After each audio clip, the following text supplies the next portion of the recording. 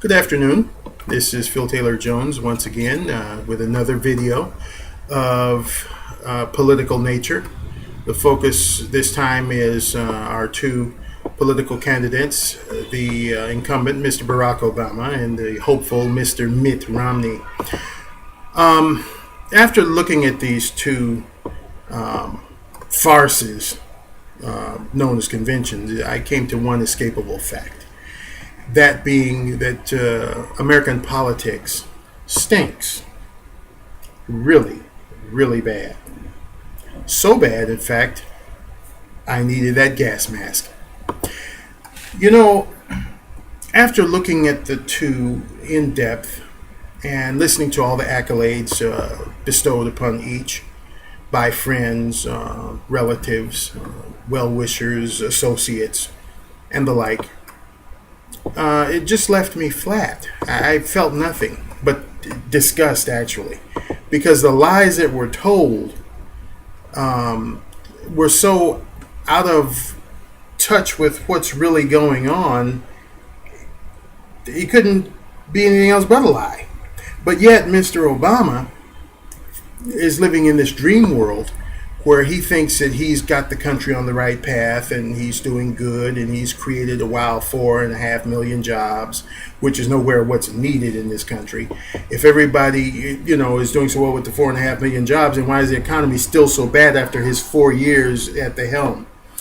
Mr. Romney, on the other hand, what he's going to do for the country and his grandiose ideas kind of puts him on that same dream boat as well. Because, technically speaking, you could put a team of presidents in there, as I've alluded to on earlier videos. You could put a team of presidents in there, and it's still not going to fix this. What's wrong with this country? There are too many problems here that have been left unattended for so long. It's just out of control, and unfortunately, it's come our way. While talking with my brother the other day, I came up with an idea. Now, I don't know Mr. Obama personally. I don't know Mr. Romney personally. They may be very nice people in their own right. But as far as politicians go and come, they stink, both of them. Because, number one, it's impossible for them to understand what the average American is going through because they can't feel it. You see, most of the politicians that are in Washington are rich. If they're not filthy rich, they have means by which we could only wish to have. I mean, what they live off of daily, we skate by on it yearly, Let's take Mr. Obama, Mr. Romney. When's the last time they had to go to the gas station and fill up their cars? Mr. President rides around this big old limousine. He doesn't have to worry about gas. When he, makes his way down the stairs of his jet and up the stairs to Air Force One, he doesn't have to worry about buying airline tickets or even the gas, the fuel for the jet. And when his dear Michelle had to worry about going out to the store and buying groceries. When have either one of them ever been on an intercity bus? When have either one of them ever had to get up before day in the morning and get to the laundromat so that you can possibly get a good machine to wash your clothes in? They don't have to live the lives we live. They can only empathize with us and just maybe think minutely about what it is we may be going through. So unless you're smack dab in the middle of the pasture, you don't know how many cow pies you may hit on your trek through it. So on that score, they're out of touch. And then there's all this talk about middle class this, middle class that. We've got close to 40 million people living on the streets. Those are the ones with no class. Nobody ever mentions them. And once again, as I alluded to my brother, if the reason by which they don't mention them is bad, then that would make it even worse than them not mentioning them. And this is what I think. They don't want to mention them because they figure, they're nothing but a bunch of good-for-nothing, lazy people out there, don't want a job, wouldn't work if the job came, sit in their lap. Why would we want to waste tax dollars on these kind of people? Not true. There's a difference between homeless people and transients. Transients may want to be out there because they want to be out there. Maybe they've hit rock bottom because of whatever bad bump they hit in their lives. They just don't care anymore, and they'll take drugs or alcohol or just plain don't care, what happens to them. They're out in the streets and that's it. Homeless people are just as diligent. They're just as resourceful as those upper middle class people. They work every day. It's just that the jobs they have may not afford them food, taking care of their kids, trying to run an automobile or pay $80 to $90 a month for a bus pass so they can get to their job, and then afford these high mortgage payments and high rental payments. They just can't afford it. So they're living with family, they're living with friends. Some of them may be sleeping in their vehicle, but they strive every day to feed their kids, keep themselves clean and presentable enough to go do their job, but they just don't have a home. What about those people? Who speaks for them? Obviously, no one. Then there's also the fact that if you're going to accept a lot of people into your home, as I've alluded to before on another video, you're maybe a wife and a husband, maybe a couple of kids. You're providing for 4 people.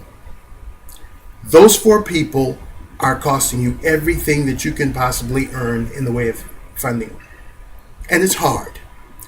Why in the world would you then invite your 8 cousins to come live with you, and those 8 cousins have no visible means of support whatsoever?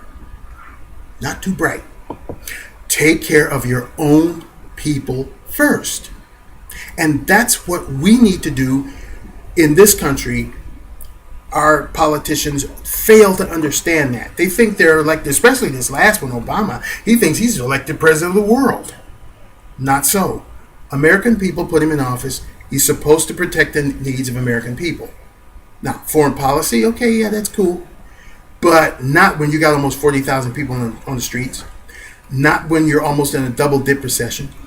Not when you're just a sneeze away from a depression. And not when you're doing things or approving things just so you can get elected because you feel it's expedient to do so. Not because, quote, as he would say, it's the right thing to do. Another problem. Well, let me finish this one first. This DREAM Act business. Don't agree with it. Just yesterday, I live in California, Los Angeles. Well, not too far from us is a city called Santa Monica. They have their own college. That college is so strapped for funds that they are, or I think they have considered, I haven't heard the latest news, but last I was listening, they have considered shutting down the whole campus, the whole kit caboodle for winter classes, leaving thousands of students stranded with nowhere to go, no kind of game plan. Then why in the name of common sense would you pass an act for some person that honestly doesn't belong here to have what people that do belong here and already are here, to put that in jeopardy for them? It doesn't make any sense. It just doesn't. And that's one of the problems with this country, where we're too busy trying to take care of the world and leaving our own people out in the cold. Keep your nose in your own business. My grandmother taught me that you have 24 hours a day. That's 12 to mind your business and 12 to leave the other fellas alone. That way you don't incur any bad things. There again, we're supposed to be the beacon of light for the world. Democracy is you have no right to tell people how to run their country. You may not agree with it, but you have no right to tell them how to run their country. If they want to jump up and down and do the Lindy Hop in Marrakesh or wherever, that's their business. Leave them alone. You've got problems over here you haven't solved. Since when did your business become so up to date and so finished that you can go sticking your blunt nose in everybody else's business? We've got 40 million on the streets. We've got no jobs. Every bloody thing we get in this country comes from China, and it's not worth a crap. You buy something that's made in China, you better have an extended warranty plan, because 9 cases out of 10, it's going to break down. Am I speaking from the top of my head? No, I've been there. I've done that, bought the shirt and the hat. So when you get up on these platforms and these conventions and the upcoming debates, and you spew your rhetoric and you spew your garbage, remember there are real people out there listening to this garbage. And some of them, probably not enough to make a difference, but some of them will not, and I reiterate, not drink the Kool-Aid. And they won't want to vote for you, either one of you, because we know for a certainty that nothing is going to change except maybe a bad situation going to worse. Sitting here just the other day, I look out and I see people going to and fro with worried looks on their faces. Why? Because government doesn't work. I see people on the streets asking for money, looking hungry.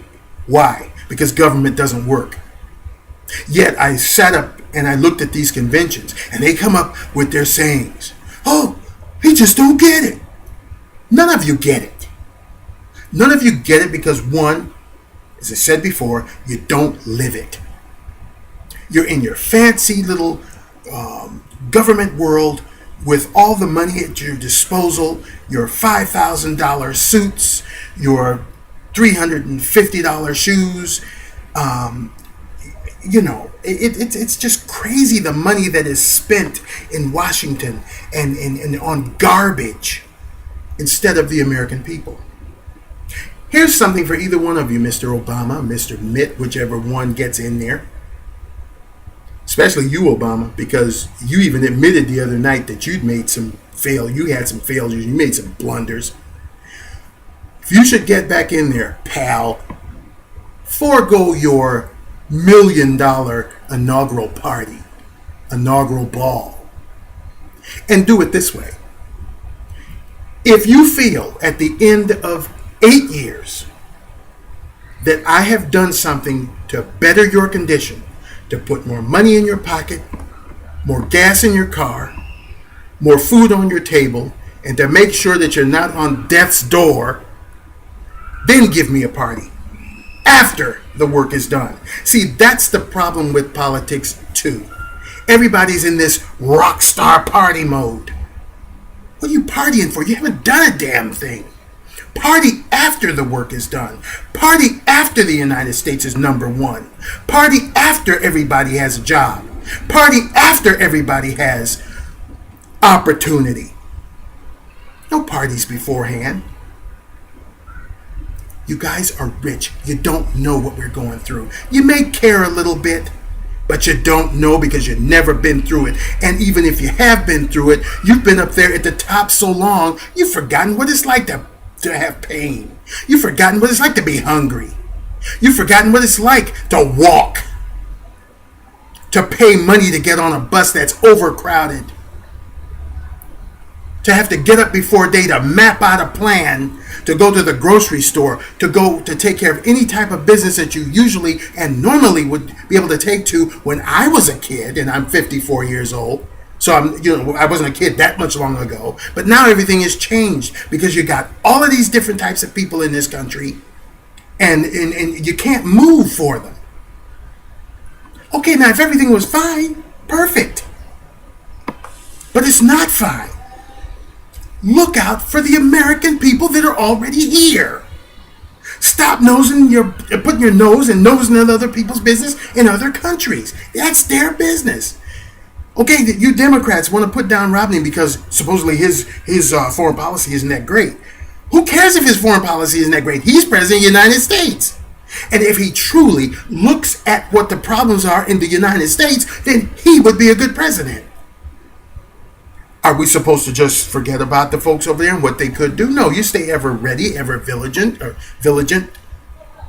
But you don't just put your whole mind and focus on what the hell Joe Blow is doing over there in his house. Take care of your own. Your lawn isn't mowed. Weeds are growing up over the top of your house. And you're going to talk about him mowing his grass? Come off it, politicians. Grow up. This is not a kindergarten game at the local elementary school. This is the United States, where all of these people's lives are basically in your hands. And the best you can do is nitpick and backbite and act like children. In fact, I was in education for almost 30 years. I've seen children. They act more grown up than you do. Come together, work together, and have a common cause. That cause being the United States. Never have I seen such decisiveness, such meanness, such bickering, such idiocy. The Democrats, the Republicans, forget about that. It's the we need to help Americans party. The Republicans don't have ideas that are all that grandiose, and neither do the Democrats. Maybe if you got your heads together, instead of having your heads up your behinds, maybe you could do something for this country. But no, you're too busy with the one-upsmanship. And where the hell is it getting us? One's, oh, well, I like the way the country's going. We're doing this, and I picked up the country this way, and I killed bin Laden. You haven't done anything. Yeah, you gave the order for them to go in there and get him, but that stuff started with Bush. And he picks up the victory, because if it hadn't started with him, you couldn't have ended it.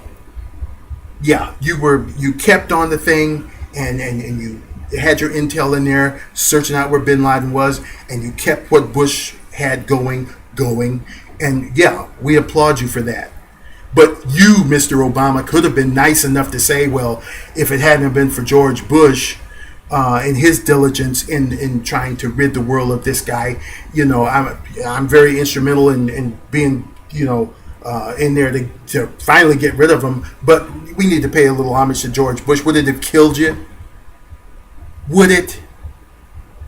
I don't think so. But you're too busy acting like a bunch of little kids and claiming glory for yourself instead of actually doing what you need to do to run the country. So if anybody is listening, and I hope maybe you two might be listening, Mr. Romney and Mr. Obama, think long and hard before you get out there even further on the campaign trail, before you stand up at that podium and tell all those bloody lies to the American public. Think about what it is you're going to say, and think how well it will be received, because as I alluded to before, we all aren't drinking the Kool-Aid, pals. I know I'm not. I'm looking at both of you with very jaded eyes. Why? Because I've been through the politics. I've been through it. I've watched all the crookedness and all of the corruption in Washington and all of the spendthrift idealism that you guys carry out there. I've seen it. And so there's not too much you can tell me that I'm going to believe. I'm too damn old a cat to be called a kitten. So watch it. Watch what you say, because it's not being received. It's not. Until we actually see some stuff going on, then don't tell me. You claim, oh yeah, you picked up the car industry. You helped Chrysler. Chrysler now belongs to Fiat. Ford is the only one who didn't drink your Kool-Aid. They did it on their own. And I applaud Ford. General Motors, yeah, they're doing pretty good now. They borrowed your money and they paid it back. And you've done so much for them. Yeah, but still our automotive industry is failing because, number one, there's too many foreign car makers not only selling their cars in this country, but they make the damn cars here. BMW, the ultimate driving machine. Those cars don't come from Stuttgart or Bavaria. Excuse me, not Stuttgart, but Bavarian Motor Works. They don't come from Bavaria. They come from right here. Hondas, Toyotas, Nissans. They don't come from Okinawa, Japan. They come from right here. Oh, well, it gives American people jobs. Yeah, but it hurts our domestic auto industry. Have you stopped to think about that? Fair trade and trading with other countries. When I was a kid, everything was made here. We made everything from aircraft to Zwieback cookies. Now we don't make very much of anything. Everything comes from China. That's ludicrous. Even the American flag, our stars and stripes, is made in China. We can't even make our own damn flag. And then you're going to get up there. Yeah, smoke's coming out of my ears on this one. You're going to get up there and you're going to spew your garbage and expect us to believe it. And did you watch that the other night when some of them were at the Democratic convention crying? When he was up there crying. Oh, God, I wanted to puke. Folks, we better wake up here because we're in a hell of a mess. And I like everybody else, I hope it gets better. But unless a lot of things change, I don't see it. And one of the main things that needs to change is Washington, D.C. It needs to change. Some of those old farts in the Congress and in the Senate have been there so long they can barely walk. And they're holding on to these antiquated ideas, stuff that worked when Eisenhower was in office, instead of coming up with new and fresh ideas. I'd like to see this happen. Every 4 years we elect a new president or have that opportunity. I would say every 4 years we need to clean house. Elect a whole new Washington every 4 years. Get them old farts out of there who've got these antiquated ideas and these stick-in-the-mud mentalities and are helping this country to go nowhere. These crooked creeps that are in there under the guise of helping the country. No, they're helping money, getting their own fat pockets. Get them out of there. Clean house. Until we can do that, I don't see this thing working. Wall Street is blaming Washington. Washington is blaming Wall Street. And both of them are just as crooked as the Lombard Street in San Francisco, which is the crookedest damn street in the world. Allowing people that work at a grocery store, pushing a basket, to buy a $350,000 house, knowing damn well they can't pay for it, was crazy. Yeah, they bought the house and the little monthly payment was $950 to maybe $1,275. After the first year, that bad boy ballooned into $3,500, close to $4,000, and they're working at a grocery store pushing a basket. Not even a cashier, pushing a basket. And it didn't work. And now we have to pay for it with high interest costs in credit, and whatever we buy is through the roof. It's time for a change. It's time for Washington to clean itself. Start there. Until you do that, we ain't going to make it. It's time for Washington, specifically those that are in power, real power, like the White House and the Congress and Senate, to start thinking about her own people. I mean, to be charitable, I have nothing against that. But you're charitable when you can afford it, or if there's dire need. Now, we have natural disasters over there. Sure, you're going to feel empathy for people. We'd be dogs if we didn't. But, I mean, to give away the country and then sit there and fold your hands and come up with all these, well, I don't know why this is happening. The hell you don't. You're going to invite a lot of people into your country that can't take care of themselves. The hospitals, the Medicare medical programs are through the roof because if Joe Blow, who comes in here from another country, can't afford, to get himself fixed up because he broke his leg or he's got some kind of illness, then who has to pick up that tab? The American people. If little Joe Blow goes to a school and doesn't know how to speak the language and can't do anything, who picks up that tab? Mom and Dad doesn't have any money to hire him a tutor, so who picks up that tab? The American people. Why do you think we're so low on the totem pole when it comes to reading and math? Because we're taking away from teaching our own kids to teach somebody else's. So our kids are getting left behind. No kid left behind. That's a bunch of crap. Our kids are getting left behind because we're too busy trying to teach English as a second language and all this other stuff. I have been to other countries when I was a kid. Do you think they took the time to teach me their language? Hell no. I had to pick up on what little bit of their language I could on my own. They don't coddle foreigners in foreign countries. We need to stop doing that too. Yes, give us you're tired, you're poor, you're hungry. Yeah, that may have worked back in the 30s, in the 20s, It ain't working now because we're all tired, poor, and hungry. And the ones that are tireder and poorer and hungrier are American people. Take care of number one. And for God's sake, keep your damn nose out of the affairs of the people in the foreign countries. Let them run their damn country the way they see fit. Do we have to agree with it? No. But it's their country. And how can you push democracy as this golden globe of wonderfulness when we've got so many damn problems in this country right here? I can't tell you that, oh man, this ice cream is so good and it's got bugs in it. If it was a nice, cone of cream, that you get from some wonderful thing, yeah, you should try my ice cream. It's delicious. But if they see all them bugs in there, they don't want to taste that. See, what are you talking about? That stuff is tainted. I'm not tasting that. Same thing. You're preaching your democracy. It's a good system. I've lived by it for 54 years. I don't have too many complaints. Here of late, I got plenty. But, back in the day when I was a kid, it was cool. But, and the freedoms we share here, wonderful, my freedom to be able to say what I'm saying is great. But my point is, part of that democracy would be to let people say what they want to say. Don't go over there lording it over them when your yard isn't clean. Clean up your own damn backyard. Okay? Mr. Obama, Mr. Mitt Romney, and all of you other Senate people and Chief Justices and all this business, clean up your own house. Take care of your own people. And that would be the very best way to prove to the world that democracy really works. When they see this country the way it used to be, then they say, yeah, democracy, that's cool. Them people over there, they're working, their country is, really tight. They got a good military.